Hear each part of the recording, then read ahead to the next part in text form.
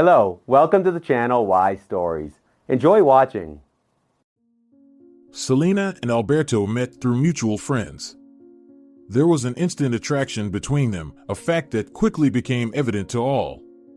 After that party, the young couple started dating and discovered they shared many common interests, favorite movies, books, and even views on life. They found comfort and contentment in each other's company. Alberto often told his beloved how grateful he was for their serendipitous meeting. Celina felt the same way. This charming, somewhat shy guy quickly became the most important person in her world.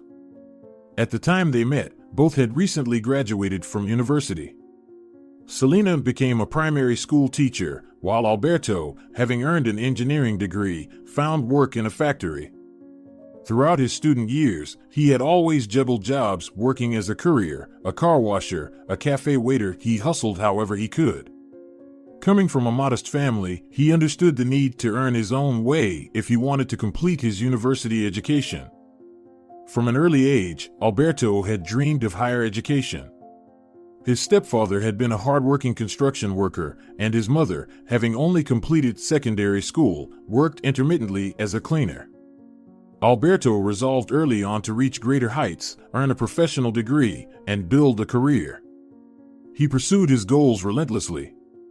Celina was raised solely by her mother, so she too hadn't experienced a life of luxury or excess in her childhood.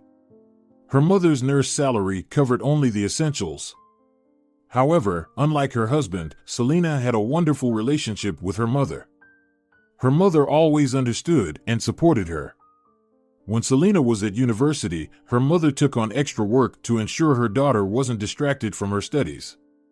The thought of Celina working during this time never crossed her mother's mind. She will bear the burden of work soon enough, her mother reasoned. Let her childhood extend a bit longer. Alberto was reluctant to speak of his early years.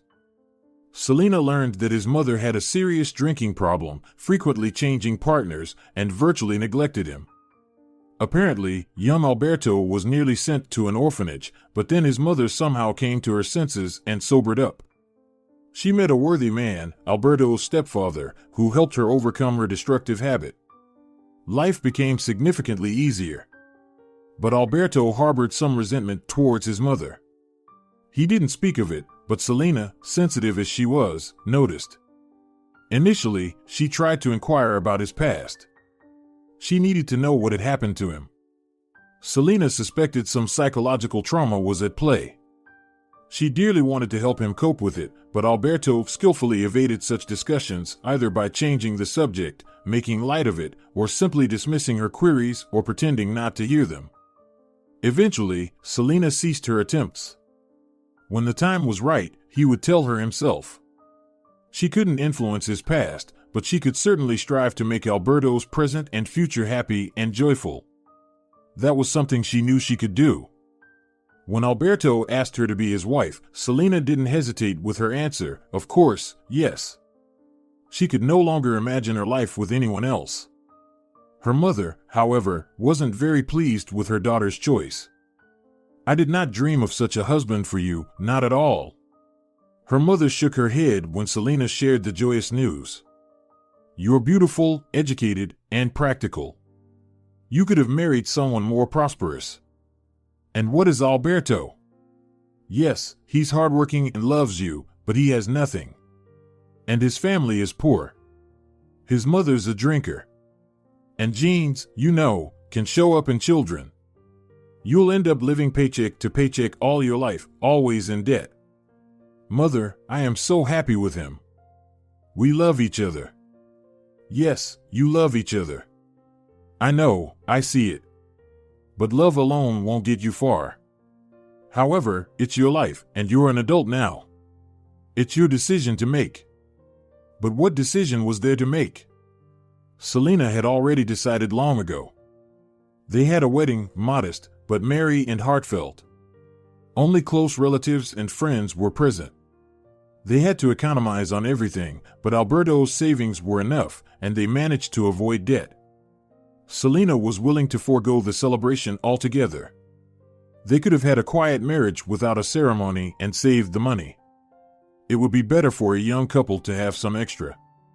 But Alberto wanted to please his beloved and earn her mother's blessing, who once mentioned dreaming of seeing her daughter in a white wedding dress, looking like a princess. So, Alberto did his best to make that dream come true. The young married couple began their lives together in a rented apartment. Both were employed, sharing household chores equitably, never bothering with tallies or lists. Whoever had the free time would prepare dinner, clean up, and so on. A perfect understanding reigned between them. They seldom argued, always finding the right words to communicate without insults or offenses. Together, they were content, feeling psychologically comfortable, warm, and cozy. The years passed by, and before they knew it, 7 years had flown since their wedding day. Everything in their lives was splendid. Their relationship hadn't lost its sincerity or warmth. In fact, through the years of marital life, Alberto and Celina grew closer, learning to understand each other without words. It was truly marvelous. Even better, they had managed to secure a mortgage, finally purchasing their own apartment, a 2-bedroom, in a not-so-prestigious district, but it was theirs. With love and attention to each detail, they renovated their nest, furnishing it exactly as they liked. They allocated one room as a living room cum bedroom, while the second, the most spacious and cozy, was reserved for their future child. They planned to transform it into a beautiful nursery. But the years kept passing, and the much-awaited pregnancy didn't occur. At first, they hadn't planned for a child and took preventative measures. The timing wasn't right, they had insufficient funds, were renting, and both were working full days. But then their financial situation improved, they had their own place, and both decided it was time. Celina never thought it would be so difficult. It seemed straightforward: want a baby, stop taking the pill, and within the next month, you're pregnant. But in reality, it turned out to be far different. At first, the negative pregnancy tests didn't bother her too much, but 1 year passed, then a second, and still no sign of the coveted pregnancy. Every month, as she saw the single line on the test, Celina would cry. She desperately yearned to experience motherhood, to offer a little person her love and care. Alberto, too, dreamed of offspring. Of course, he pretended everything was okay. Why the rush? We're still young. But Celina saw the way he looked at their friends' children. Alberto loved interacting with boys and girls of all ages. He knew how to approach each one. She understood that her husband would make a wonderful father. But they still couldn't have a child. This led them to consult numerous doctors. Celina was diagnosed with health issues that were causing infertility. The day Celina learned about her diagnosis, she barely made it home. Her eyes were blinded by tears, her head was buzzing. It was all very, very serious. Her chances of becoming a mother were incredibly slim. Celina felt guilty and unworthy of Alberto. Had he chosen a different wife, he would have long been cradling his long-awaited heirs. And now what? A long treatment and an uncertain future. "What's with the long face?" he said, wrapping his arms around her shoulders. "The main thing is that we've found the cause. Now we'll undergo treatment, and it will work out, you'll see." The treatment required a lot of strength, time, and money. The majority of both their salaries were now spent on costly medication and procedures. Celina had to frequently visit clinics, endure pain, and stick to strict diets. Alberto supported his wife as best he could. "I'm sorry that you have to go through all of this," he said one day. "I can see how this treatment is affecting you. You're barely recognizable." Celina knew her husband was right. She had lost weight, constantly felt nervous and irritable. Her constant companions were exhaustion and despair, and hope, which was fading with each passing month. Initially, Celina believed that the treatment would bring quick results. She was doing everything the doctors said, strictly following their instructions. But as time went by, nothing changed. Each month brought more disappointment. Heavy thoughts plagued her. Why was this happening to them? Everyone around them seemed to have children easily, even those who were, in truth, not worthy of them. Take Alberto's mother, for example. She may have composed herself now, but in the past, she drank, changed partners. The traces of that life were permanently etched in her face. Yet, she gave birth to a wonderful healthy son, whom she neglected for a long time. And there were many other such examples. So why couldn't a child appear in their family, where the spouses loved and respected each other so deeply? It hurt Celina to walk past windows displaying children's goods. She barely communicated with friends who had children, and upon seeing a joyful mother with a stroller on the street, she would hurry to cross to the other side. When, after 3 years of intensive treatment, Celina still had not become pregnant, the doctor suggested IVF. As it turned out, he had already put her on a waiting list but had forgotten to inform her, and now it was time. The procedure itself was paid for from the budget, they only needed to purchase some medications. This was very timely, as there was no spare money in the family. Everything they had managed to save was spent on the treatment that had not yielded results. The proposal for IVF came as a surprise, but Celina didn't hesitate for a moment. Yes, she was fully aware of all the health risks, but she didn't care, as long as the long-awaited child arrived in their apartment and the room prepared for the baby finally ceased to be empty. The once-dimmed hope raised its head, revived. For the first time in a long time, the woman felt a surge of energy and enthusiasm. Celina thought that her husband would rejoice at the news, but he took it without any particular enthusiasm. You do realize this is a serious harm to your health. A horse's dose of hormones is not vitamins. The consequences could be disastrous, and nobody can guarantee the result. Don't say things like that, Celina exclaimed. There will be a result. There certainly will be, I can feel it. Maybe we should abandon this treatment, since it's not working out. Let's adopt a child from the orphanage, there are so many abandoned ones. What? Celina choked on her indignation. Between her and Alberto, there had always been harmony. Usually, he understood her without even words. How could her husband suggest such a thing, to take in someone else's child, when they might have their own, so beloved, so long awaited? Why are you so critical of this? Alberto's tone was calm and conciliatory. I've been thinking about it for a long time, I just haven't told you. It hurts to watch how you suffer. But we haven't even tried all the methods yet, Celina retorted. It took a lot of effort for her not to shout at her uncomprehending husband. Are you listening to what I'm telling you or not? We've been given the opportunity to have the IVF procedure for free. How could I miss such a chance? It's a torture to your health. Well, so be it. I am ready for it for the sake of a baby, for our own baby. Why do we need someone else's? Children in orphanages are only children of alcoholics, future criminals. Genes are a terrible force. Nothing good comes out of such children. I almost ended up in an orphanage once, Alberto quietly uttered. His eyes filled with sadness, as they always did when he recalled his childhood years. Those were tough times for him. Celina felt a pang of guilt. She knew this story.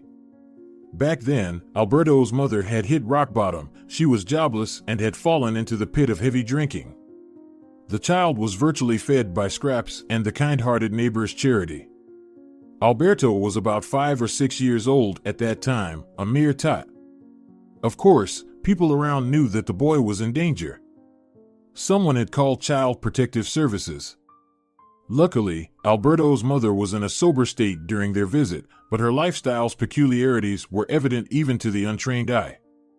A maternal instinct ignited within her. She managed to keep her son, to fight for him to stay in the family. She even got a job to ensure this. And maybe it would have been better if I had ended up in the orphanage, Alberto mused when he first told his wife about this episode of his life. Child Protective Services began visiting their tiny room frequently for checks. The mother understood she was under constant surveillance, and hence she maintained a respectable living. She cleaned, cooked some simple food, and worked. She found a job as a janitor. Then she met a man and fell in love. They moved to a different city with little Alberto, where she returned to her old habits of drinking. Alberto's mother wasn't a good mother for long. "I could have ended up in an orphanage," Alberto said, looking into his wife's eyes, "but I wouldn't have turned into a criminal or a marginal." "Of course, you wouldn't have," Celina smiled at him. "You're a very good person, the best and kindest, much kinder than me, since you're ready to take in someone else's child and raise him as your own. I can't do that, understand?" "I understand and I won't press you. But still, think about the IVF.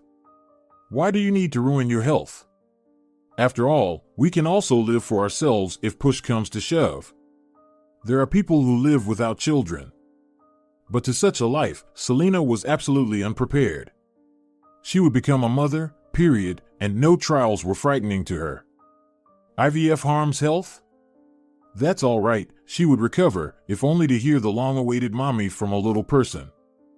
For the first time, they transferred 2 embryos to Celina. After the procedure, she carried herself as if she were a glass vase, carefully and gently. Her face was lit up with a happy smile. The woman dreamed that both would implant, then they would have twins, a boy and a girl. It would be a real miracle. Celina was already mentally planning the nursery for her daughter and son, picturing where she would place the cribs, where the changing table would go. The challenges associated with caring for 2 infants at once didn't scare her. She had waited so long for a child, so these troubles would be a joy to her. For 10 days, Alberto and Celina lived in a state of expectancy. Alberto wouldn't allow his wife to do anything around the house. He cooked, cleaned, and tried to buoy his beloved spirits with good news. All the while, Celina would listen to her body, trying to detect the early signs of pregnancy. After years of planning, she had combed through many related websites and knew well what a woman at the early stages should feel. And signs were indeed there. Her stomach pulled and tingled, her food cravings changed, and a ravenous appetite emerged. Celina was eagerly awaiting the onset of morning sickness. This clear symptom, usually causing women much discomfort, would make her the happiest woman in the world. But it was still too early for that. Of course, Celina couldn't resist and started doing pregnancy tests long before the due date. Yet, they consistently showed only one line. Hoping to see a faint second line, she examined the tests for a long time. All Alberto could do was sigh, watching this unfold. Soon it became evident it hadn't worked. Despair washed over Celina. She had never experienced such disappointment. She had harbored so much hope for the IVF procedure. She cried into her pillow at night, thinking that Alberto wouldn't see.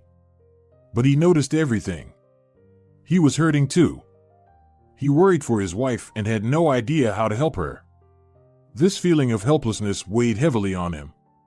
The doctor tried to reassure them, saying that it rarely works on the first try, so they attempted again after a month. However, this too didn't yield a result.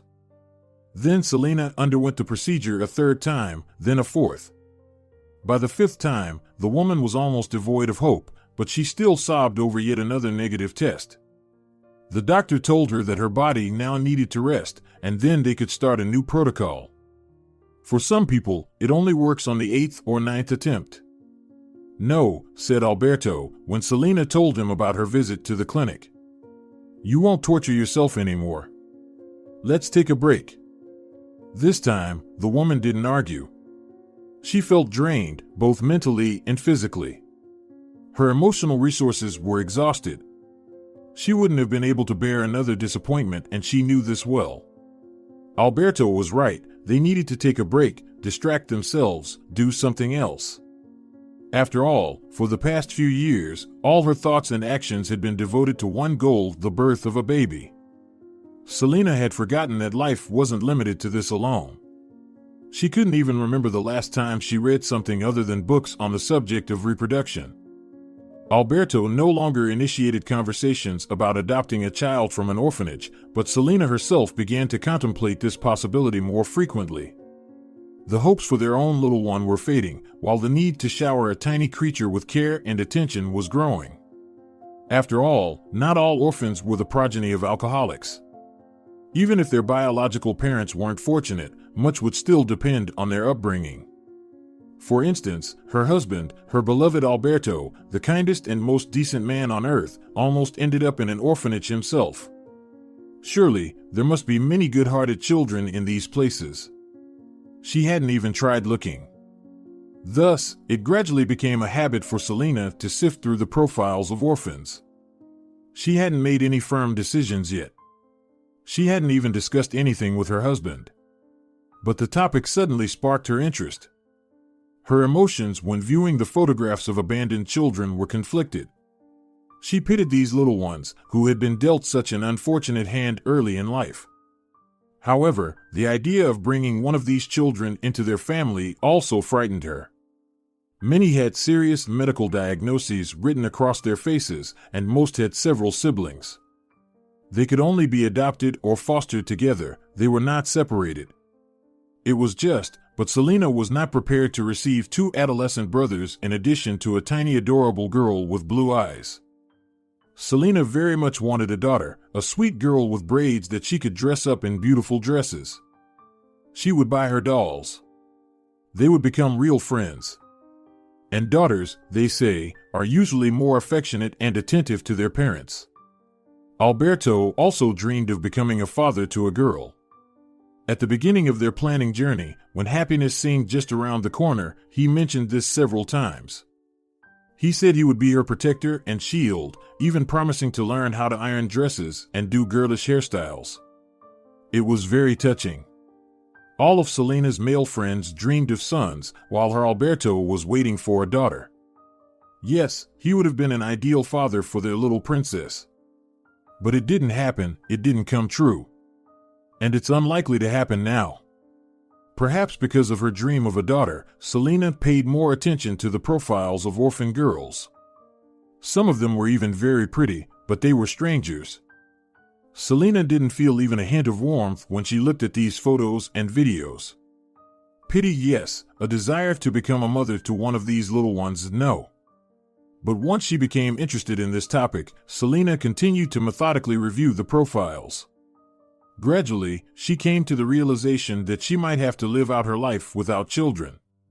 Having one of their own was not working out, and adoption, it seemed, was not for her. It was regrettable, painful, sad, but what could be done? It happens. An example was Celina's own aunt. She lived her entire life for herself, did not stress, traveled to resorts, had romances. In the end, she married a foreigner and moved to Australia. Once again, a beautiful, carefree life. The man had grown children. They accepted their father's wife as their own. Celina couldn't remember a time when her aunt regretted not having a child of her own.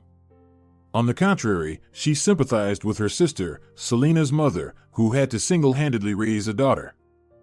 Celina certainly hadn't planned on going to Australia, but she began to construct future plans that didn't center around children.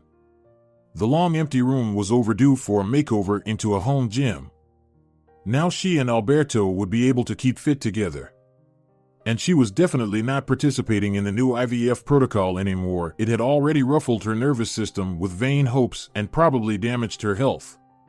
No more, enough was enough. Or maybe later, definitely not within the next 5 years at least. On that day, Celina sat in the vacant classroom, sipping her coffee. She had a little window of time. Her third graders had gone for physical education. The woman decided to seize this moment to take a breather and unwind. She didn't feel like checking notebooks, she'd get to that later. Her mind was at ease as she scrolled through advertisements for creams and the selection in her favorite online shops. Then, the search engine threw her a couple of orphan profiles. New portfolios had appeared on one of the most popular websites, featuring children in need of a family. Out of habit, Celina scanned the profiles of 2 girls, small and relatively healthy. But they were strangers, completely unfamiliar. Almost mechanically, the woman moved onto the page of a new little boy, enlarged his photo, and froze. A 6-year-old child who bore a striking resemblance to Alberto was staring back at her. The same large gray-green eyes, the same slightly upturned nose, stubbornly clenched lips, a strong-willed chin, and the hair, unruly chestnut hair.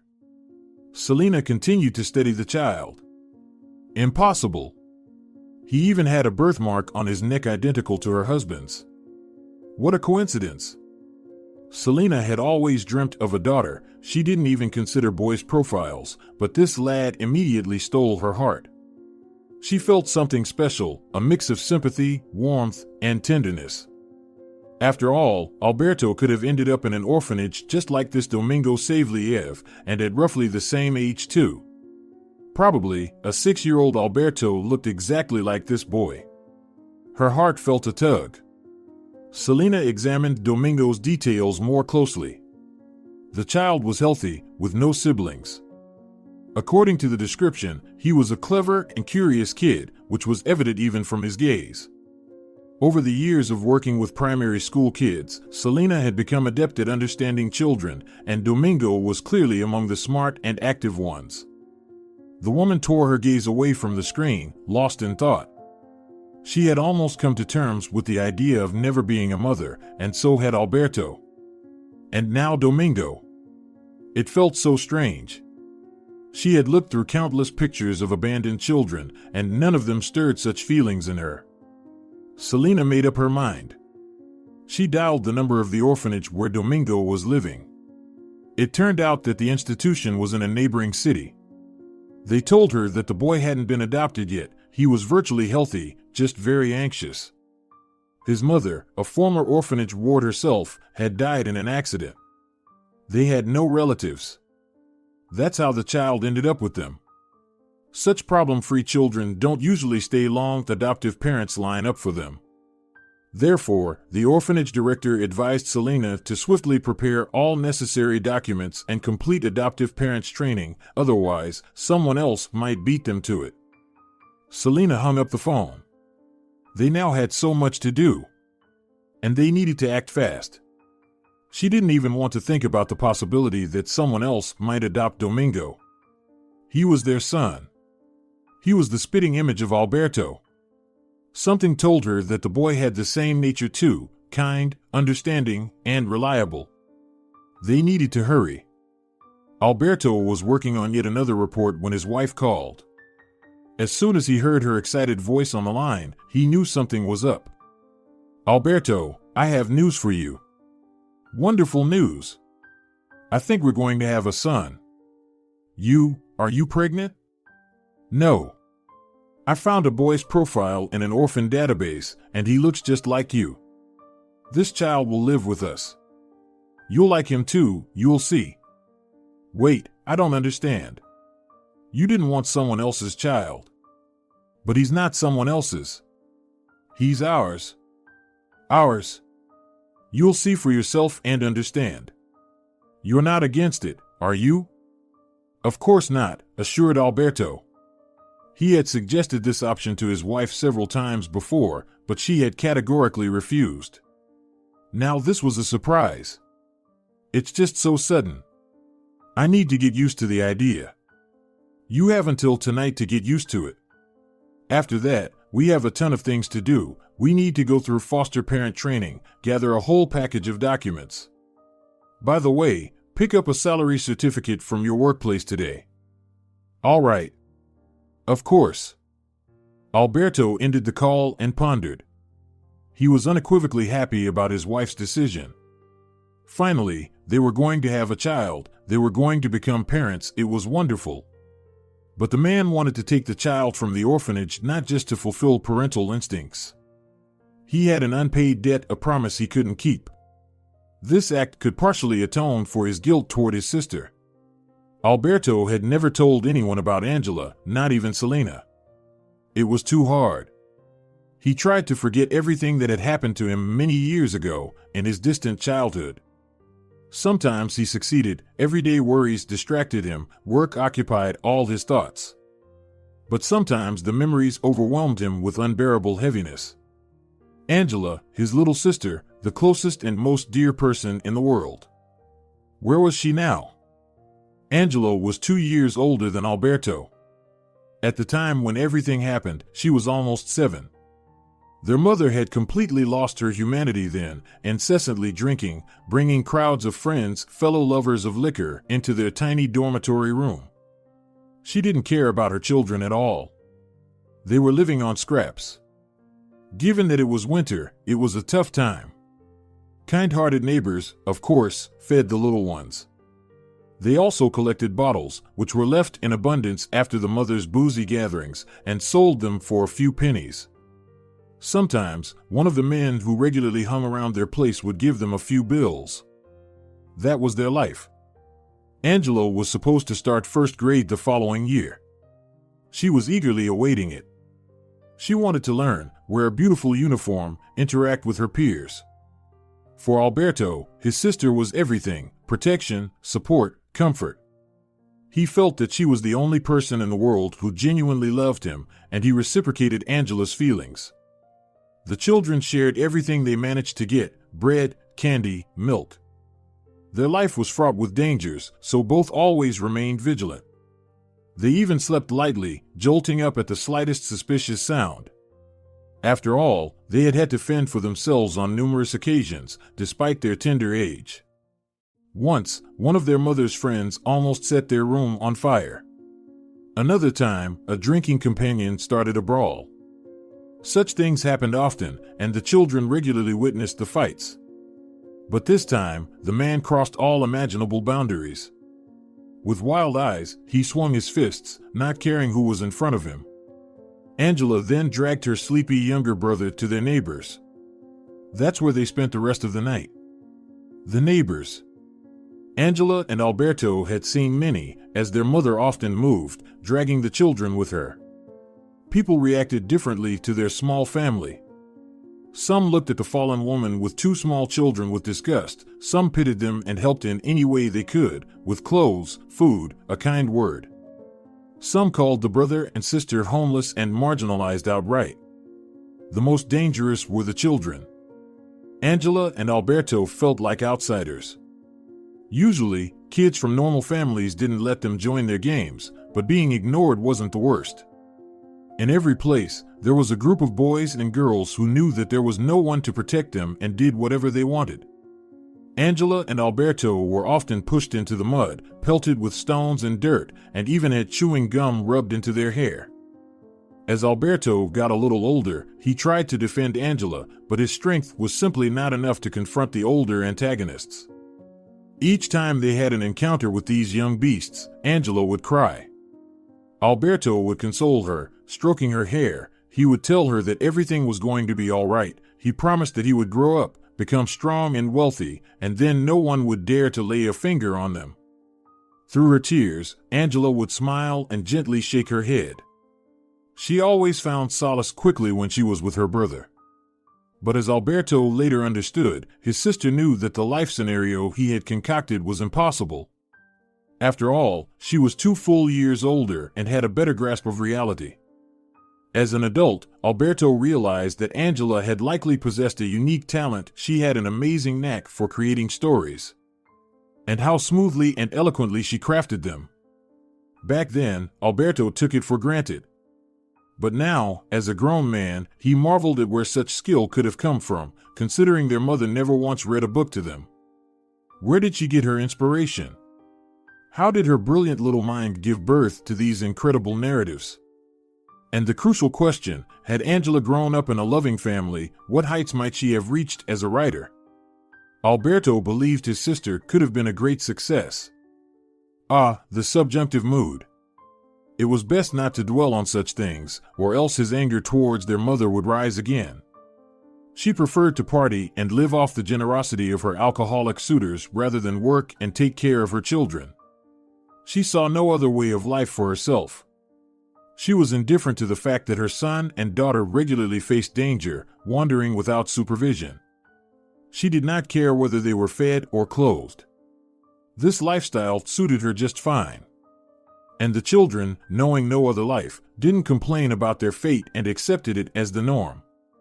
Such families still exist today, but now they attract more attention, and child protective services intervene. But back then, it was different. The fate of two small children interested no one. Angela and Alberto had no toys, no books, so one of Alberto's most cherished pastimes was listening to the stories his sister made up on the spot. She told amazing tales about various characters, a lively button, a puppy named Tobik, a sad little chick. But his favorite were the stories about a boy named Luchik and a girl named Smashinka, who lived in a wonderful kingdom on a cloud. Angela would point out which cloud they lived on, and they would always have exciting adventures.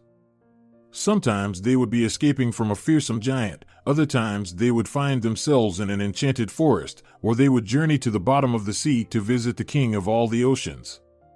Each time, Angela came up with something interesting and captivating. Alberto would listen, his mouth agape in wonder. His sister knew how to tell stories in such a way that she constantly kept her sole listener in suspense. Sometimes she would abruptly cut off the story at the most exciting part, leaving her brother eagerly awaiting the next installment. Now, reflecting on those stories, a smile would light up Alberto's face, yet the emotions that stirred within him were mixed. On one hand, he felt a warm and cozy sense of nostalgia, but on the other, an unsettling worry would clench his heart. How was his older sister doing? What had happened to Angela since they parted ways? Was her life going well? He wanted to believe that Angela's life had turned out for the best. Someone as radiant and pure as her deserved no less. The girl had an enchanting smile, a gentle gaze, and a kind heart that could captivate anyone around her. Alberto had noticed this, even when he was just 5. He could only hope that Angela now had a loving family that cared for her. Oh, Angela, it was a shame that he had lost track of her. Alberto would have given a lot to reunite with his sister. That January, their mother brought an unfamiliar man into their rented room. This wasn't a surprise, the children were used to constantly seeing new faces. Alberto scrutinized Camillo carefully. At his tender age of 5, he had already learned to discern people's characters, to understand what he could expect from these guests: indifference, aggression, pity, attention. Camillo struck him as different at first sight, serious, even stern, resolute, and overly attentive. He promptly expelled all of their mother's friends, then organized a thorough cleanup of the room, employing everyone, children included. Their mother watched him with devoted eyes, obeying him in everything. She even began to drink less, only allowing herself a bit with her new companion on weekends. Camillo worked a shift job. He had an apartment in another city, which was where he intended to move his mistress and her children. Though he was still a young boy, Alberto understood that their lives were about to change dramatically. It appeared that their mother was going to marry Camillo, or at least, that's what he had gathered from the adults' conversations. Did this mean that he and Angela were about to gain a father? Life became materially easier. Camillo earned a decent wage and there was enough money for food. Their mother began to cook. Camillo demanded proper meals. The children were never hungry now, and the stale odor of alcohol was replaced by the aroma of borscht and pies. However, Camillo was very strict, scolding the children for any misstep and blaming their mother for spoiling them. The children tried their best to please the man, but he always found something to complain about. Not even Angela's charming smile, which usually melted the hardest hearts, could soften him. What did Camillo see in their mother, that he decided to share his life with a woman of such social misbehavior and 2 children? Looking back, Alberto assumed that others could not withstand Camillo's despotic nature. For their mother, Camillo was almost a deity, a homeowner, a shift worker with a high salary. She was ready to tolerate anything to be by his side. One day, Camillo took it upon himself to teach Angela how to read. "You're almost 7 years old. Many kids your age are in school, and yet you still can't read," he reproached the girl when he discovered the gaps in her education. She simply lowered her head, feeling guilty. Alberto longed to embrace his sister, to offer her support, but Camillo drove the boy away. "Stop interfering. We're going to study letters now." The process was painstaking.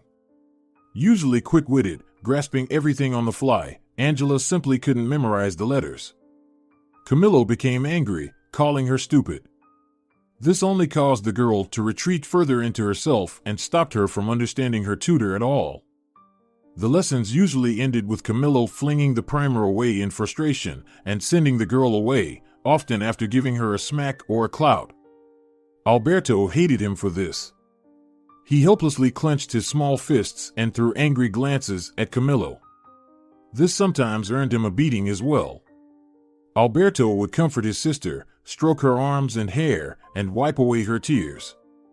She sobbed in her little brother's arms and clung to him, her body shaking from crying. The boy wished he could be a reliable shield for her, a stone wall. But what could he do at the age of 5? And Alberto too wept out of powerlessness and resentment. She's just stupid. Camillo often told their mother about Angela. She's mentally retarded. Have you shown the girl to doctors? We haven't been to the clinic for a long time, the mother admitted. But she might be as dumb as her father, that's for sure. Soon school starts, I'll have a hard time with her. What school for her? Even the boy has memorized these letters, though I wasn't specifically teaching him. He just listened, hung around. But the girl, she just can't. She's backward, that's certain. She needs serious treatment. And indeed, Alberto had memorized the letters. He tried to stay close to his sister during Camillo's lessons so that she could feel his support and be less scared, and of course, he also listened to his stepfather's explanations. Meanwhile, Angela sat next to the teacher, tense and frightened, and thus could not absorb the knowledge the man painstakingly tried to hammer into her head. Stress.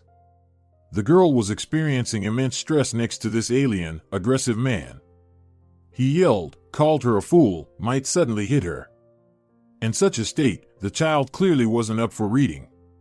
A talented and astute girl was unable to remember a single letter out of sheer fear, which only angered her stepfather even more. He would shout at her again and again, even beating her. It was a vicious circle. Angela's birthday was approaching. The family didn't make a habit of throwing parties for the children. The siblings would have remained ignorant about the upcoming event if it hadn't been for Camillo. On February 20th, the girl will be 7, he said. Her birthday is on the 20th, right? She needs to go through a school commission. They will diagnose her there. Upon hearing this, Alberto understood. Here was something that would make his sister happy. He would throw her a party, give her a gift on her birthday. The boy had often seen and heard of the festivities other children had. He and his sister never had that, but this year he would give Angela a pleasant surprise. He would give her a miracle and, perhaps, finally see her smile again. Lately, she had been unusually sad, all because of the hateful Camillo. Things were better without him, even if not as well off. It would have been better if their mother had never met him. And so, little Alberto set about his preparations. First, he needed to secure a gift and, on top of that, find some money for a cake. Old habits die hard, and the boy ventured to the nearest trash cans where one could always find empty bottles. That day, luck was on his side. He hit the jackpot. At the recycling center, he made enough money not for an entire cake, but enough to buy his sister a beautiful, mouth-watering pastry with a cherry on top, just like in cartoons. Now he just had to find a gift. Alberto knew exactly where to go, to the local toy store. Its windows always beckoned with vibrant, colorful items, long-haired, beautiful dolls, smiling teddy bears, and multicolored toy cars. He and his sister often spent a long time peering in at all this magnificence from the street, never daring to step inside.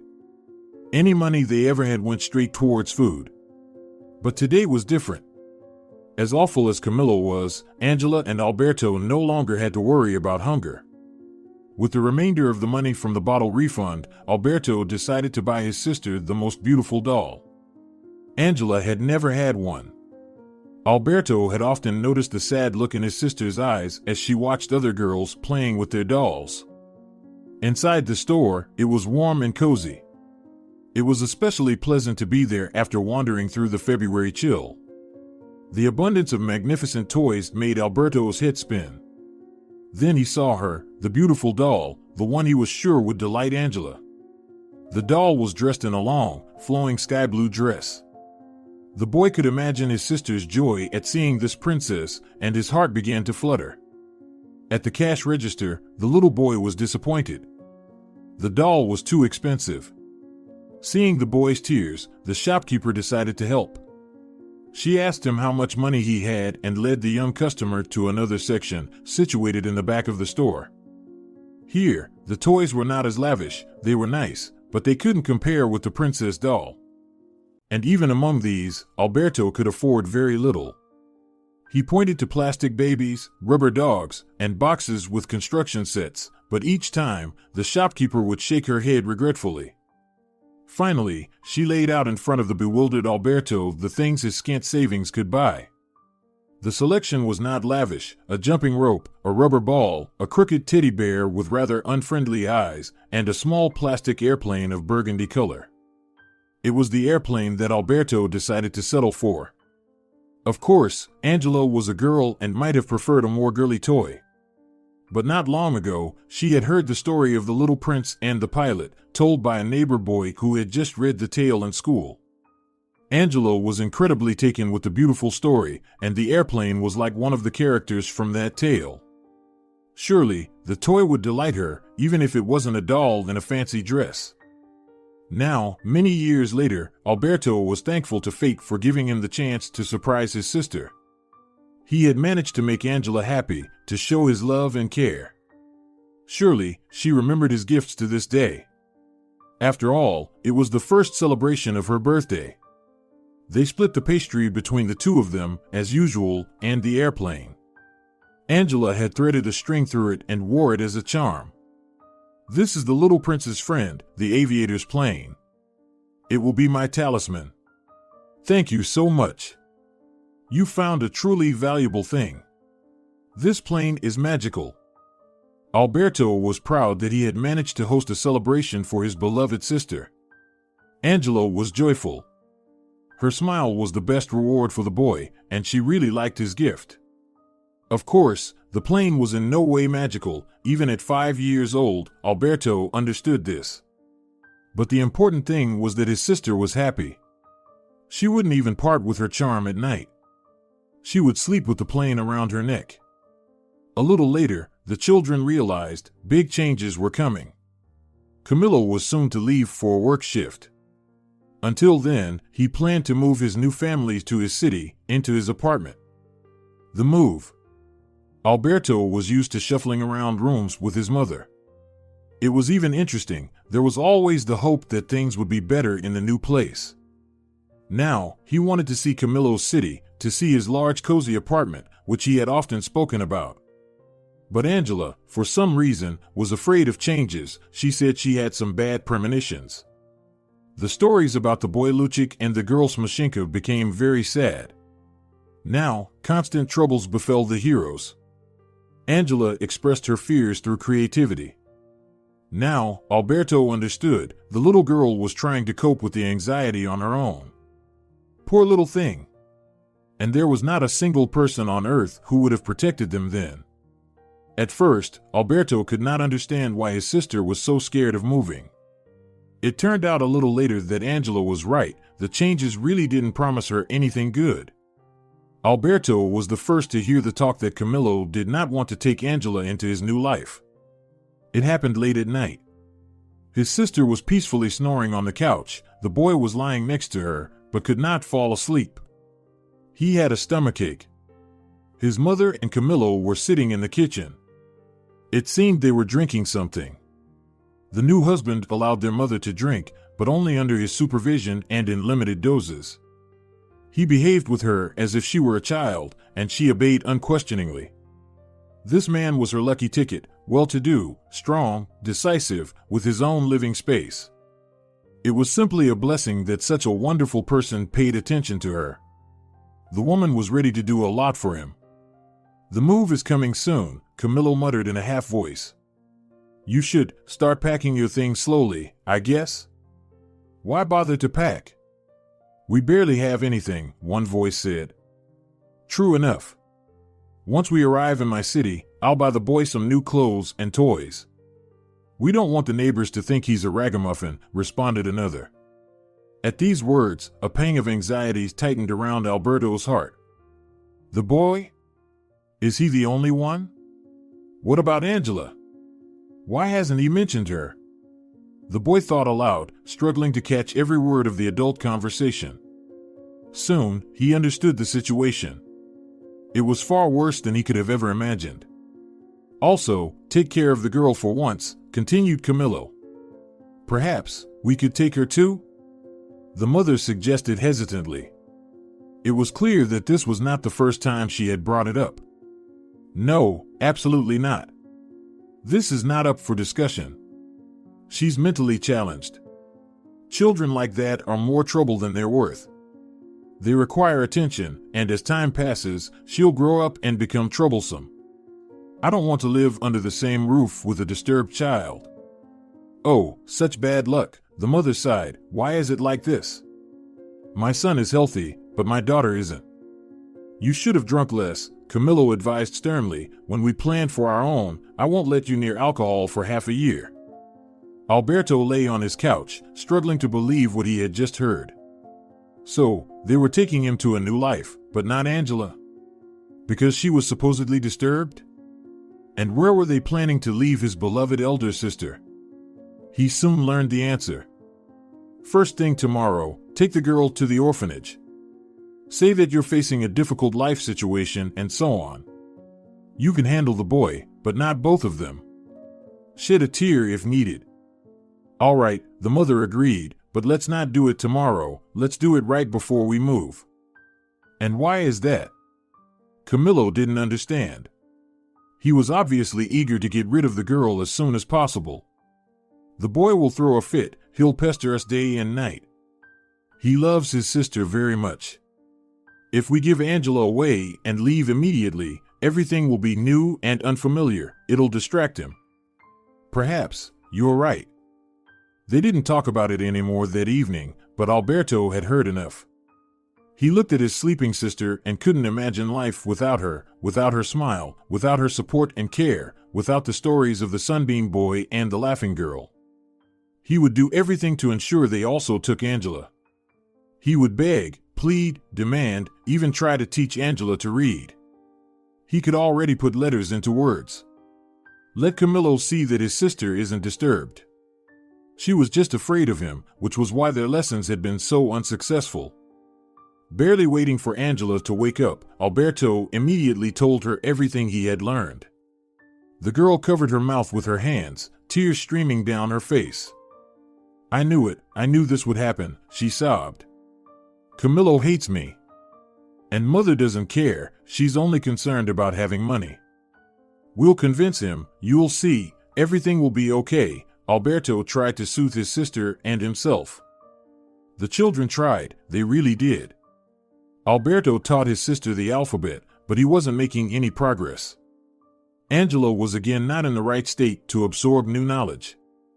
She was in a rush, scared, and became upset at the smallest failure. The brother and sisters started behaving like perfect children. They made no noise, obeyed the adults at a half glance, and tried not to bother them or attract attention. Angela started making Camillo butter or sausage sandwiches in the morning. Their mother smiled as she watched this, but Camillo accepted the little girl's offering as his due, as though she was obliged to serve him. To Alberto, it seemed everything was going according to plan. His mother looked cheerful, Camillo satisfied. We're doing great, we're succeeding, he would tell his sister. She would smile and nod in response. Her charming smile, which always brought warmth and calm to Alberto, started appearing on her face again. But it turned out all their efforts were in vain. On the eve of the move, Alberto overheard another conversation between the adults. It happened accidentally again. The boy entered the room without knocking because the door was unlocked. He simply went unnoticed. That's it, our flight is tomorrow at 1 p.m. In the morning, you take the girl to the children's home. All right. Alberto stormed into the kitchen and threw a real tantrum. He screamed, begged, called names, everything at once. He even smashed a couple of plates on the floor. Suddenly, Alberto found himself in the strong grip of Camillo. The boy struggled, tried to break free, but the man was stronger, much stronger. He shook the boy a few times, then stared into his eyes. Oh, how angry and irritated that gaze was. Alberto understood, at that moment, nothing in the world would have pleased Camillo more than to hit him. The man was barely restraining himself. Calm down, pup, his stepfather hissed. Or we might just send you to the children's home as well. You're too bold. You're like your older sister, aren't you? Same genes. Give me away then. Alberto suddenly agreed. Send me to the children's home too. I'd rather live there, with Angela. Only thing is, you'd be in different groups, Camillo smirked. Different buildings. They're on opposite ends of the city, so you won't see each other anyway. I hate you. Alberto shouted, trying to wriggle and bite his tormentor. That's why I didn't want to tell him ahead of time, the mother apologized, spreading her hands helplessly. Mom. The desperate boy turned to the woman without much hope. Tell him we won't give Angela away. Please. She's ours, our own, our beloved. He's the stranger. My sweet boy, she really will be better off there. The children's home has treatment and educators who know how to deal with people like her, with the abnormal. She's normal. Alberto tried to reach the adults. Get rid of this one too, the stepfather growled, throwing the boy against the wall. It hurt, but Alberto's tears weren't because of the pain. That's when Angela entered the room with a loaf of bread in her hands. They had sent her to the shop. The girl came back to find her brother sobbing against the wall, her mother looking guilt-ridden and confused, her stepfather fuming with anger, and suddenly she fainted. The child's body couldn't handle such strain. After all, the girl had been living in a state of fear and hope for a long time. The mother rushed to her daughter, picked her up, and moved her to the couch. See, I told you, she's sick. Camillo spat. Epileptic. And this one's a mental case too. Either you put them in the children's home today, or I fly off alone tomorrow. The man slammed the door and left the apartment. The mother took the dazed Alberto and the barely recovering Angela by their hands and led them outside. Where are we going? Asked the girl. Perhaps this was her body's defensive reaction to forget the traumatizing conversation she had heard just a few minutes ago. We're going for a walk, the mother responded in an unusually soft and gentle voice. They're taking us to the children's home, Alberto reminded grimly. Both of us now. We'll live in different buildings, but at least in the same city. You'll be nearby, Angela smiled. This news seemed to encourage the girl. She gently touched the airplane pendant that always hung around her neck. First, the mother admitted Angela to the children's home and kissed her goodbye. It was evident that she was sad to part with her daughter, but not enough to go against Camillo's wishes. I'll be close by, Alberto told his sister. In a different building. We'll probably see each other, I guess. I hope so. I'll ask to visit you, Alberto pledged, his young voice filled with determination. And when I grow up, rich and strong, we'll live happily. I'll buy us a big house, and you, lots and lots of beautiful dolls. I can't wait, Angela smiled through her tears. The siblings embraced one last time before Angela was taken away. Alberto thought that his mother would now take him to the orphanage too, but instead they returned home. Why did you bring me here? The boy was puzzled. When are we going to the orphanage? Tomorrow, his mother evaded. That building is closed today.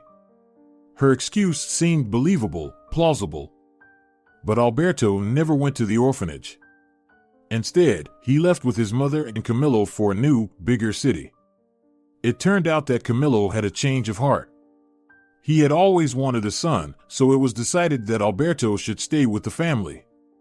The boy screamed, protested, yearned for his sister. But what could a 5-year-old do against 2 adults? Eventually, Alberto gave in. The guilt of breaking his promise to his sister gnawed at him. It wasn't his fault, but that didn't make it any easier. Now Angela would think her brother had betrayed her. Alberto was sure that when he grew up, he would find Angela and they would be happy together. Camillo did indeed have a spacious, beautiful apartment. Alberto even had his own room. Camillo tried to raise the boy, tried to be a figure of influence, spending time with him, but it was fruitless because Alberto hated this man, the cause of his separation from his sister. And then his mother went back to her old ways. She had already played the obedient, dutiful wife for too long. When Camillo was away, his mother would revert to her heavy drinking. She quickly found new friends in the new city, and everything went back to the way it used to be, only now Angela wasn't around, and Alberto had to deal with his fears alone. Camillo didn't tolerate this for long. One day he simply kicked them both out onto the street. They stayed with one of his mother's friends for a while, until she found another suitor who took them in. The mother-son duo didn't stay with him for long either. The woman had another affair. Alberto once again roamed from apartments to corners. Periodically, his mother would temporarily leave him in a social shelter. There, he lived a quiet, contented life. It was the staff of such an institution who eventually enrolled him in school when the time came. Alberto enjoyed learning, but it was problematic to do homework on the windowsill in the room, where a boisterous party was underway, filled with loud laughter and profanity. By the time Alberto was in 5th grade, his mother once again had a serious suitor in her life. Edgar worked in construction and often traveled for work. At first, Alberto was wary of a repeat of the Camillo episode, but this new man in his mother's life was a very different person, kind, reliable, and understanding. From the very start, Edgar was sympathetic to Alberto, accepting him as he was. He devoted a lot of attention to the boy, teaching him to cook, sharing stories from his own childhood, taking him fishing. Alberto relished these wonderful moments. Never before had an adult been so kind to him. With Edgar, his mother transformed, she stopped drinking, she found work as a cleaner. And these changes didn't come about from coercion or threats, like with Camillo. The woman herself wanted to improve, to make amends, to create a stable family. One day, Alberto mustered the courage. It had been 6 years since Angelo was sent to the orphanage. But not a day had gone by that he hadn't thought of his sister. "Mom, let's go back for Angela. Edgar is so good, he will surely accept her as his own, and we will be happy." "I've already called the orphanage," the woman confessed. "I lost my rights to her, and she's been adopted by someone else. So there's nothing we can do, son." Tears welled up in Alberto's eyes. He had so hoped that everything would now be fine. "I will find her anyway, when I grow up." "I'm so sorry," his mother shook her head. "I only understand now the mistake I made back then." Alberto grew up, graduated from school, and went to university. Thanks to Edgar, he had a normal childhood. Like any typical kid, he did his homework at his desk in his room and went to school events. Friends would visit him, and he was often invited to birthday parties. Alberto played in a football club and was passionate about model aviation. He tried to push away thoughts of his past life, but the horrific scenes occasionally haunted him in his dreams, unfamiliar faces of people, swearing, loud laughter, and Angela crying. His mother was now very quiet and caring, but resentment towards her still lived in Alberto's heart. How could she betray her daughter for the sake of her suitor? And him as well. The boy found it hard to forgive his mother for his difficult childhood and the separation from the person closest to him. Of course, as he grew older, he tried to find his sister, journeyed back to that orphanage, but he uncovered nothing. It turned out that his mother had lost parental rights to the girl. Angela was already being prepared for adoption, for which they had changed her name and surname. But then something went awry, and the adopting family rejected the child. Later, Angela was transferred to another facility because she began to have health problems. Where exactly she went, the records hadn't been preserved. It happens that way sometimes. The trail of his sister was lost, but Alberto didn't give up. He even hired a private detective with the money he earned from a summer job on a construction site. But this hope too proved fruitless. In desperation, he participated in an episode of a special TV program where people search for their relatives. In addition to that, he plastered announcements all over the city where he and Angela had been separated. There were calls after that. Compassionate people, having learned of the touching story, sincerely wanted to help, but all leads turned out to be false. Eventually, Alberto decided to forget about Angela. He had tried to find his sister for a long time, and each new disappointment was increasingly hard to bear. It's very difficult to wait, hope, and then realize you've been following a false lead once again. Then Celina entered his life, quiet, gentle, loving, touching. The young people got married. Alberto relished his family happiness and dreamt of having children. If only they could have a girl resembling Angela. But it turned out that Celina had serious health problems that prevented them from becoming parents. A long course of treatment began, endless trips to doctors. Celina held on to hope, and each time she realized that nothing had worked again, she became upset. Alberto understood her very well. He knew how hard it was when expectations were repeatedly unfulfilled. He felt sorry for his beloved, but how could he help her? One day, a seemingly wonderful idea occurred to him, to adopt a girl from an orphanage. He had broken his promise to his sister. He had not taken her out of the orphanage. But they could still make another child happy, a child left without parental warmth and attention. And everyone would be better off. His wife would finally get the long-awaited daughter, he could at least partially atone for his guilt towards his sister, and a child would find a family. But Celina didn't accept this idea. She dreamt of having their own child, one who would resemble both her and Alberto. The man respectfully accepted her decision. After all, it's a serious step, and one should not push. And now, this strange call from Celina. She was shouting over the phone that they urgently needed to go through foster parent training and gather documents from a list, because a son was waiting for them in the orphanage. Their son. Now, Alberto sat at his desk, trying to make sense of what he had heard. Why had his wife's opinion changed? After all, she was categorically against taking in a child that wasn't their own. She spoke about the power of genes, about the hopelessness of children born to alcoholics. And now, such fervor. She promised to send a photograph of the boy. The phone chimed. A message from Celina had arrived.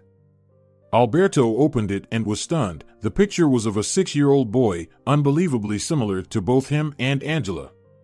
What a coincidence! The same gray-green eyes, the same upturned nose, and even the same birthmark on the cheek, just like his and his sister's. Celina was right, this was undeniably their child, and he had no place in an orphanage. However, the man tried to suppress his emotions. They needed to find out more about this boy first. They needed to meet him. First impressions can sometimes be misleading, and it would be unwise to make long-term plans based on them alone. The paperwork and foster parent training were completed in the shortest possible time. Just 2 weeks later, Celina and Alberto were ready to meet their potential foster son. During this time, his wife almost daily called the orphanage, inquiring about the boy's health, asking whether he had been taken by a family. Celina was very afraid that someone else would adopt the child before they could, as there was always a long line for such wonderful children, healthy, strong, smart. The only disadvantage that reduced the demand for Domingo was his age. People typically preferred to adopt very young children, not older preschoolers. And now, finally, a meeting was scheduled. Tomorrow they would travel to a neighboring city to meet the boy. On the eve of the meeting, both spouses were very anxious about how it would go, how the boy would receive them, what they should talk about to win his favor. Alberto and Celina were sitting in the playroom of the orphanage. For the moment, they were alone. The couple sat on a soft sofa by the window. Shelves lined with toys and books stood against the walls, a place that occupied the far corner. Cute little tables with tiny chairs were scattered throughout the spacious room. The children must enjoy spending time in this cozy place. The room resembled a typical daycare room, but the children playing here would not be picked up by their parents in the evening. These were children deemed unwanted by their own parents. There shouldn't be any orphans in the world, Celina mused, looking around the room. It's wonderful here, of course, but also terrible. I can only imagine how unhappy these little ones must feel. Maybe they don't know any other life, Alberto replied. Then, scenes from his own childhood emerged in his memory, and he added, it's not out of the question that this place seems like paradise compared to what they've seen at home. Soft footsteps were heard beyond the door. It was him. The couple exchanged a glance. A skinny, slightly anxious boy entered the room, taut as a bowstring. Messy chestnut hair, attentive eyes, a slightly upturned nose dotted with freckles, just as he was in the picture. But the photo didn't capture the most important things: his gestures, his walk, his facial expressions. More and more, Alberto saw himself and his sister in this boy. The boy met his gaze. A genuine interest flickered in the child's eyes. They, at least, had seen Domingo in a photograph, but this was the boy's first sight of his potential adoptive parents. And then the boy smiled. When he did, charming dimples appeared on his cheeks, just like Angela's. Alberto smiled back. He had already understood. His heart now irrevocably belonged to this little human. He would take him from here and make the boy's life happy and carefree, becoming the father that any child could only dream of. Celina, too, was looking at Domingo with admiration.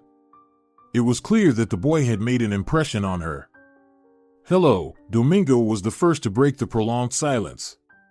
I liked you. I can tell you're good people. Really now? The caregiver who had entered with the boy exclaimed, throwing her hands up in a comical gesture. Alberto and Celina only noticed her now.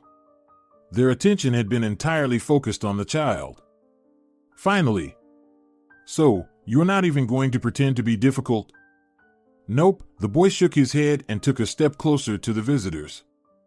Many people wanted to take this boy home, the caregiver explained to the adults, but he was having none of it.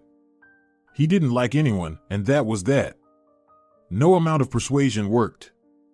And just to make sure, Domingo would throw spectacular tantrums in front of potential adopters. I'm good at that, the little boy nodded.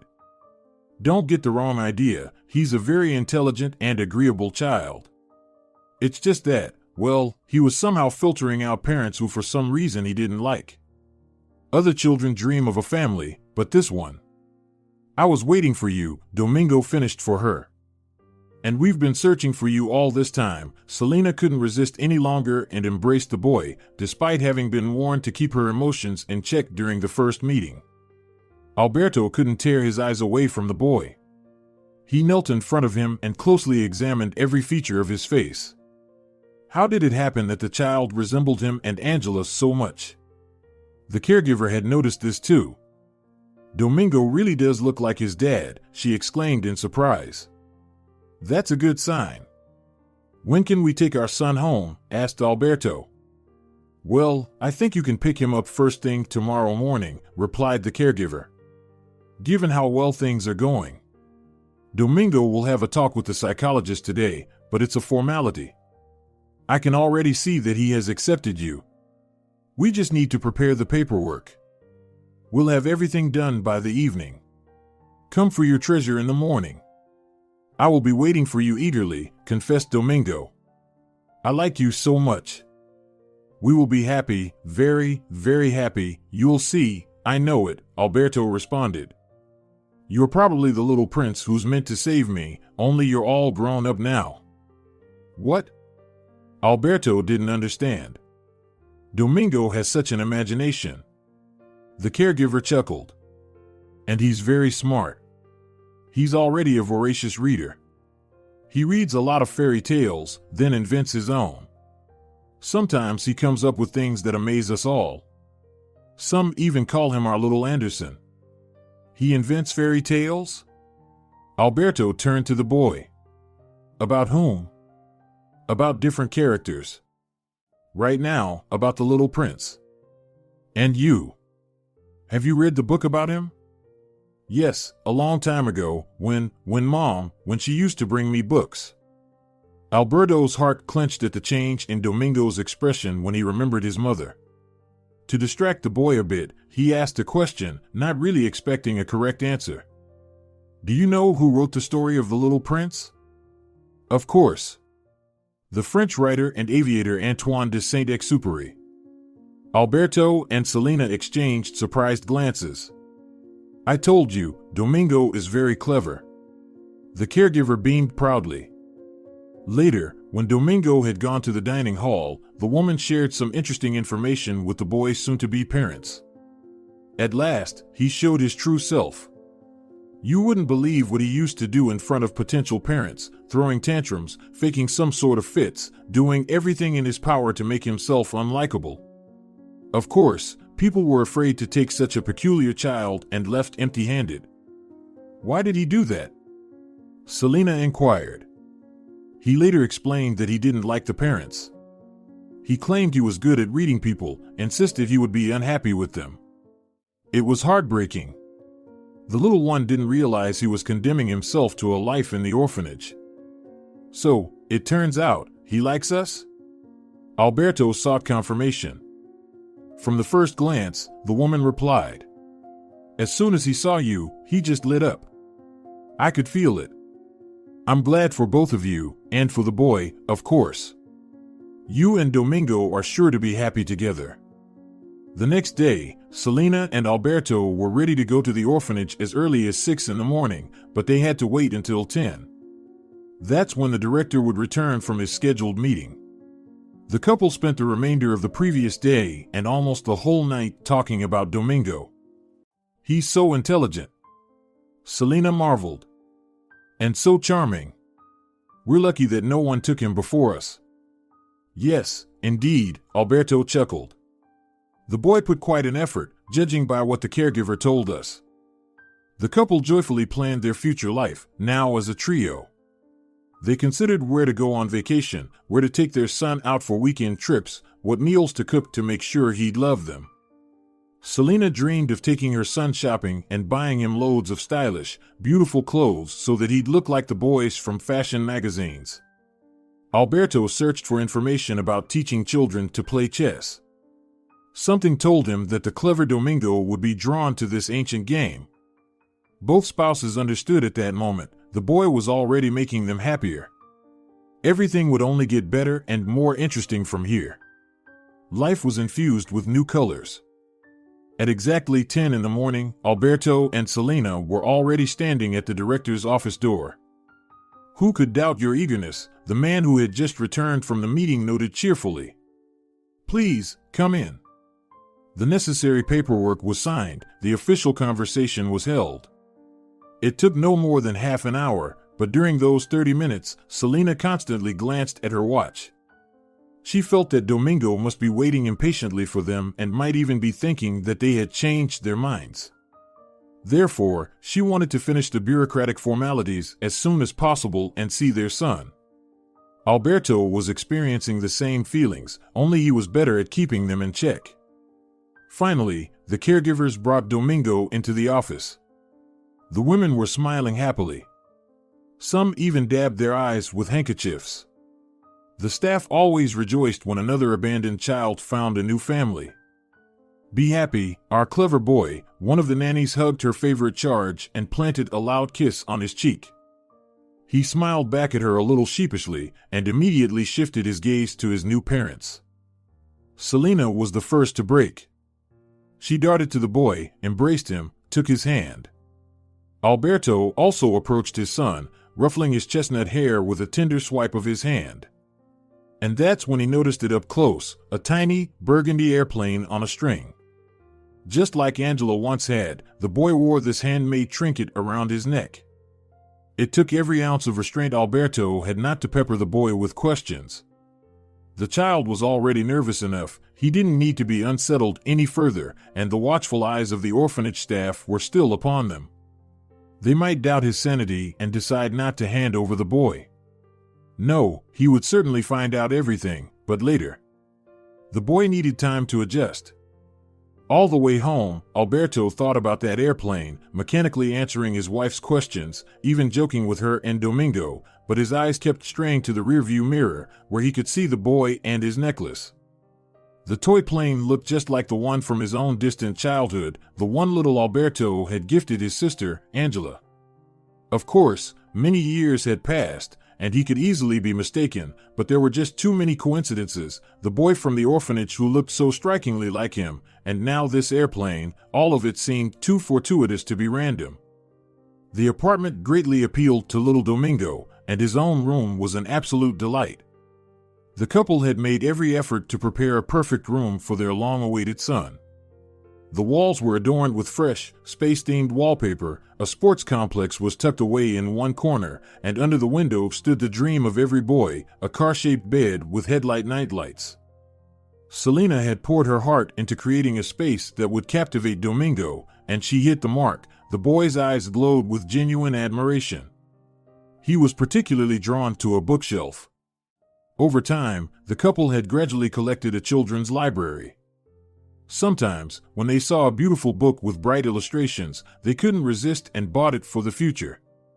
And now, at last, that future had arrived. Domingo scanned the book titles with a hungry eye, his face growing happier by the second. The couple had lucked out in this regard too. They had found a child who, like them, loved to read. Then there was a festive dinner, ordered from a restaurant. Celina, of course, wanted to cook something herself, but Alberto told her that there would be plenty of time to impress their son with her culinary talents, and now she needed to rest. The day had been demanding. After dinner, Domingo wanted to sleep immediately. This happy day, full of bright impressions and discoveries, had exhausted him too. His new mom and dad tucked him into bed and read him a bedtime story. Domingo fell asleep with a smile on his face. He didn't take off the tiny airplane necklace. When Celina tried to do this, the boy stopped her. "No, don't, it protects me," he said, echoing his mother's words. "It's, a talisman, yes. It's the very same plane from the Little Prince, understand?" "I understand," Celina nodded seriously. "Then, of course, we shouldn't take it off." "I knew you would understand, you're smart," proclaimed Domingo, and almost instantly fell into a deep sleep. Celina and Alberto sat in the kitchen for a long time afterwards, talking. "Tell me in more detail about how our boy ended up in the orphanage," the man requested. "But I already told you," Celina shrugged. I know, I just want to hear it again to make sure I understood everything correctly." "All right." Domingo was born to a single woman, a former orphanage graduate. The boy was raised without a father. His mother raised him alone. I believe she worked as a cook in a student cafeteria. By all accounts, she was a very good and positive woman, without bad habits, devoted to her child. And it shows, doesn't it? After all, who else could have taught him to read? And Domingo is very intelligent for his age. He has clearly been well educated. And then disaster struck. Domingo's mother was hit by a drunk driver in a pedestrian crossing, leaving the boy all alone in the world. He had no other family, so he ended up in the orphanage. There, psychologists worked with him to help him come to terms with his loss. By the way, their work isn't quite finished yet, so we'll continue in our local pediatric clinic. I've never told you about this, or anyone else for that matter. It was too painful, Alberto finally confessed. But today, this little airplane. I just can't understand what's going on. And Alberto told his wife the story of his troubled childhood and the lost sister, not forgetting to mention the little burgundy plastic airplane. Celina sat, covering her mouth with her hand. Tears flowed down her cheeks, but she didn't even notice. "How could this be?" she finally uttered. "How hard it must have been for you and your sister. So that's why you harbor such resentment towards our mother? I just couldn't understand it. Yes, she was an alcoholic, but she never abandoned you. So why such coldness towards her? Now it all makes sense." "That's all nonsense," Alberto dismissed. "What I'm interested in now is whether the airplane is just a coincidence or whether Domingo really is Angela's son, which means he's my nephew. If that's the case, I don't know whether to rejoice or not." On one hand, it's a blessing to know for sure that I'm raising Angela's son, to atone in some way for my guilt towards my sister. On the other hand, if Domingo is her child, then Angela is definitely no longer alive. Her life didn't pan out happily. She grew up in the orphanage. She wasn't taken in by a kind, wealthy family like I dreamed for her when we were children. Alberto, what guilt are you talking about? Celina exclaimed in surprise. You were just a toddler when it all happened, and then you tried to find Angela, but it was too late. All traces had been lost. You're certainly not to blame for this. It doesn't matter, Alberto shook his head. The most important thing was to find out whether Domingo was truly his nephew or not. We will find out. We'll do a DNA test, and that will tell us the truth. Though, we'll need to raise some money, the test isn't cheap. I'll pick up some extra work, I've been meaning to anyway. Months passed. Domingo settled into the family completely and made friends in the neighborhood. He loved to read, drew a lot, and his drawings were beautifully detailed. He joined a chess club where Alberto had enrolled him. Moreover, the boy tried to help his parents in every way possible, washing dishes, dusting, always tidying his room without being reminded. With each passing day, Alberto noticed more and more how much the boy resembled both himself and Angela. Just like Alberto's sister, the boy would furrow his eyebrows when trying to understand something, gesticulate amusingly with his hands, and even laughed in the same hearty way as Angela once did. And Domingo was a storyteller. Celina diligently wrote down every one of his tales in a thick notebook. She said she would take these stories to a publisher, and they would make a wonderful book. Domingo was thrilled with the idea. And the airplane, the boy never parted with this toy, even carrying it with him outdoors. The neighborhood children quickly picked up the trend, and soon they too were parading around the yard with various plastic figurines around their necks. Alberto was saving money on a special account necessary for the DNA test. Of course, he could take a loan and find out the truth right away, but he deliberately postponed this moment. The result frightened him. He didn't understand what he wanted to hear. Celina's birthday was approaching. Domingo was clearly preparing a painting as a gift for her. He would lock himself in his room and draw for hours, and if someone came in, he would hastily cover his creation with his hand. It's so heartwarming, Celina once told her husband. Domingo is trying so hard. This will be the most precious gift I've ever received for my birthday. And on the festive morning, when Celina and Alberto were still in bed, Domingo made a ceremonious entrance into the room. In his hands, he held a beautiful, vibrant drawing. It depicted a boy, all golden and radiant, and a red-haired girl smiling from ear to ear. That's wonderful, my boy. Celina embraced him. I love this drawing so much. Thank you very much. Tell me, who are the people in the drawing? The boy climbed into bed with her and started to explain. This boy is Beam, and this is his sister, Giggles, the young boy began, pointing to the bright drawing that seemed to vibrate with life. They're always having adventures, some of them even dangerous. But they're smart, brave, and stick together, so everything always ends well.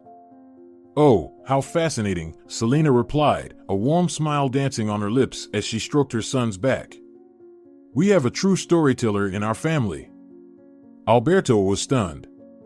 A chill ran down his spine, and a buzzing filled his ears. This couldn't be a mere coincidence. The physical similarities between Domingo and Angela were one thing. The toy airplane was another, a potent yet uncertain piece of the puzzle. But these characters, the boy Beam and girl Giggles, they were unmistakably Angela's creations. They were the protagonists of the stories that Angela used to invent, the adventures she conjured up, and the narratives that a young Alberto had once listened to with wide-eyed fascination, begging his sister to tell him more. These aren't my stories, Domingo confessed. They were, my mom made them up and told me about them. She said that Giggles and Beam lived on a cloud and were friends with a little prince, and that one day the prince would come in this airplane, the one I always wear around my neck, and rescue us, me and my mom. And the prince did come, but my mom's not here anymore. Celina hugged the young boy. He tried not to mention his mother, but Celina, with her tender heart and perceptive mind, understood his need to speak about her and his past. She was always ready to lend a patient ear. "You're my mom now, of course," Domingo said, rewarding Celina with a warm smile. "But she was my mom too." Of course, Celina agreed, her voice a comforting murmur. "You must tell us about her whenever you want.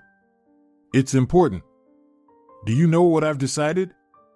Alberto suddenly announced, grinning at his son and wife. "We're about to go on vacation soon. We should all go to the seaside together." "Domingo, I bet you've never seen the sea before, have you?" "No," Domingo confessed, his eyes wide with anticipation. "But I really, really want to." "Well, that settles it then," Alberto decided. "Now we just need to plan the trip. It's a serious task, but a delightful one too." "Hooray!" Domingo cheered, his laughter bouncing off the walls. "But what about the money?" Celina asked in a whisper. Alberto just winked at her, his smile carefree. There was money for the trip, money that had been put aside for the DNA test. Alberto didn't need the test anymore. It was clear to him now, without a shred of doubt, that Domingo was Angela's son.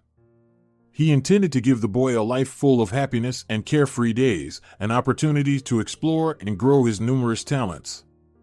Once, he had wanted to surround his sister with the same love and attention but failed. Now, fate had granted him a second chance in the form of this boy, his nephew. And Alberto was determined not to let this chance slip away.